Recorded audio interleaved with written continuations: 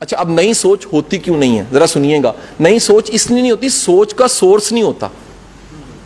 سر پانی کا ہے, لائٹ کا سورس ہے, سوچ کا بھی سورس ہے. یہ بابے جتنے تھے, شفاق احمد, واصف علی واصف, جن کے میں نام لیتا ہوں, میرے ٹیچرز ہیں, میں کیوں نام لیتا ہوں, یہ سوچ دینے والے سورس تھے.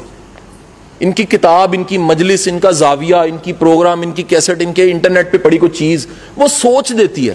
وہ کیا کہتی ہے کہ تو ڈھونڈ رہا ہے اللہ تیرے سے کتنا راضی ہے, ڈھونڈ تو اللہ سے کتنا راضی ہے. اگر تو راضی ہے اللہ بھی تجھ سے راضی ہے.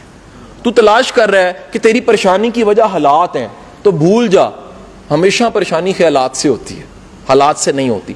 تو حضور والا یہ سوچ دینے کے, نئی سوچ دینے کے, اب ہوتا کیا ہے, افکار باسی چل رہے ہوتے ہیں, افکار تازہ آتے ہی نہیں ہیں. ہم سب سے بڑا ظلم یہ کرتے ہیں اپنی زندگی میں, اپنی سوچوں پہ کام نہیں کرتے, ہم خود پہ کرتے ہیں. اسی گڈی نویں لے لینے سر, کار بھی بدل لینے ہیں, ਵਿਆਹ بھی ہو جاتا ہے, دوجا بھی ہو جاتا ہے, سب کچھ ہو جاتا ہے. سوچتے کام نہیں لوگ کر دے کانشیسلی. اٹس لکیلی کہ کسی کو حالات موافق ملے اور سوچیں کوالٹی کی ہو گئی. وہ لکھے تو کوٹیشن ہے, بولے تو بڑی بات ہے, لیکن سر ہم کانشیسلی اس کے لیے ایفرٹ